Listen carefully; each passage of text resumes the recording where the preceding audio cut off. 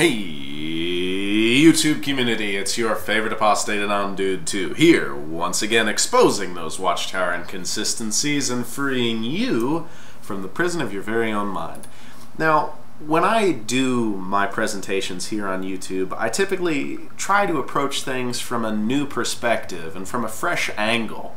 And pretty soon I'm going to be heading up to college, and what I'm going to study is communications and political science, and I may throw a few journalism and classes in there. That has yet to be seen. But the point being that my goal, my desired career track, my vocation, my aspiration, where I would like to take my life is in the direction, into the field of radio broadcasting and news. And that profession really has always fascinated me ever since I was young, and about knee high to a grasshopper and all that, you know. But for some time now, I've been contemplating posting my version of how leaving the Watchtower Society affected me, and at some point most apostates on here have done a video to that effect, and I probably will at some point in the future, but as you probably have already guessed, that is not this. You see, as a budding young professional broadcasting specialist, I decided to take that concept and approach it from a different perspective. You see, at this point, thanks to the thorough efforts of the apostate community here, everybody really knows what it's like to leave, and you can sum that up by saying, it sucks. Bad.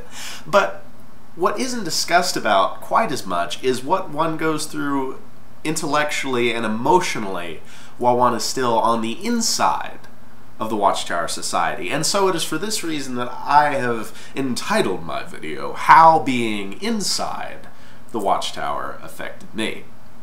Now, since I'm one of those darn nasty apostates, I imagine you Jehovah's Witnesses are already suspecting in your minds, at least, that I'm probably the son, the offspring of that nasty, spiritually weak couple that sits in the back of the hall and doesn't make all the meetings and doesn't highlight their watchtower properly and doesn't get any more than 10 hours a month in field service. Oh, my word!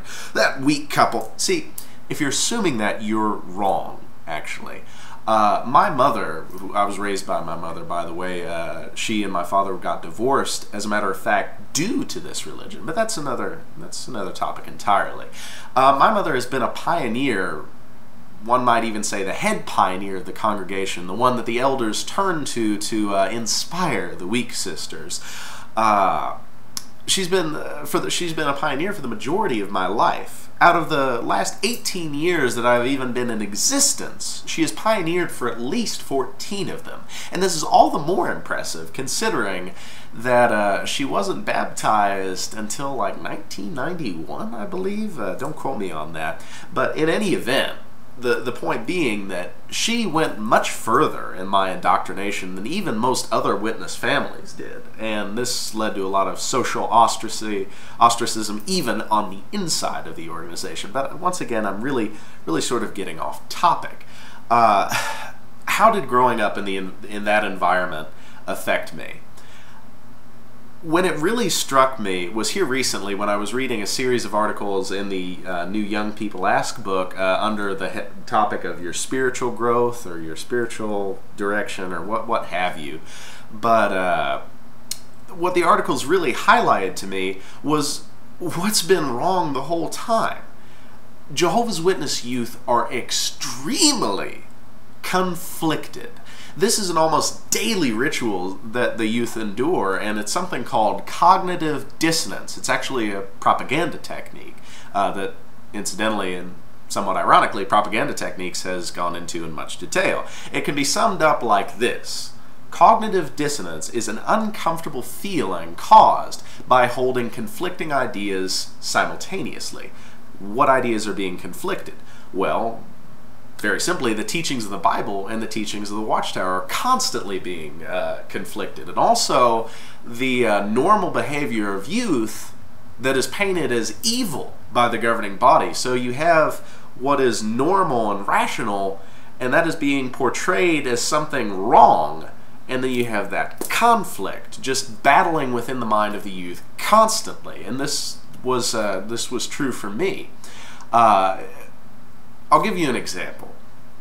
being young, well, I guess I still do, but anyway, being young, I would read a lot of comic books. And they were routinely portrayed to me as something bad. And I would be forced to do reports based on Watchtower articles that were published in the 50s and 60s to describe how and why they are bad. Now, that didn't stop me from reading them, and I'm still a fan of comic books today. But what it did create in my young mind is an ocean of conflicting emotions and needless guilt. When I would visit other children in the congregation, if I came home and didn't meet my mother's expectations in some way, what would usually happen is an interrogation would ensue about what we did, because surely the reason is that I'm misbehaving is that I must be associating with spiritually weak children. Conflict. Another thing that was particularly hard for me, and it's hard for most children as this book details, is reading the Bible. But I didn't understand at the time why reading the Bible was difficult. See, I would either try and keep up with the Watchtower magazines, or I would try and read my Bible. I couldn't do both at the same time. I didn't know why, but I do now. The reason is actually obvious now that I look back on it. Reading the Bible was a chore to me because it meant editing out words or viewing the text through the Watchtower lens that I was raised and indoctrinated with. And this was very stressful. And when I would try and read the Watchtower, keep up with my magazines, and read my Bible, or read the Bible at the same time, it only served to highlight these contradictions even more. And thus, incredible conflict was stirring all the time while I was supposedly learning the truth. And I guess it could be also summed up in how the Bible presents it. I simply could not serve two masters. I couldn't serve Jehovah, God, and at the same time be serving the boys up in Brooklyn Bethel. Matthew 6:24 says that no one can slave for two masters, for either he will hate the one and love the other, or he will stick to the one and despise the other. Even in this short amount of time, you can already see what being in the Watchtower was like. It was always, always stressful. And I'll give another example to highlight this. I was homeschooled, obviously because, you know, my mother did not want me being around those horrible, horrible, godless heathens of the world.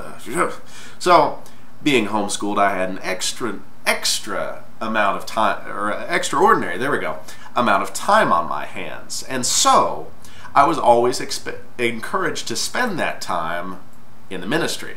And I did this. I served as a regular auxiliary for 2.5 years before I quit. And YouTube community, you will be the first people that I've ever told the real reason why I quit. While I was serving in this capacity, the PO in my congregation, who was just a diminutive little man with a Hitler mustache, anyway, he would routinely approach me, and despite the fact that I was putting in well over 60 hours a month, he would always encourage me to do more. And it wasn't encouraging in any way, so that's probably a misuse of words there. It was a demand to do more, a command to do more.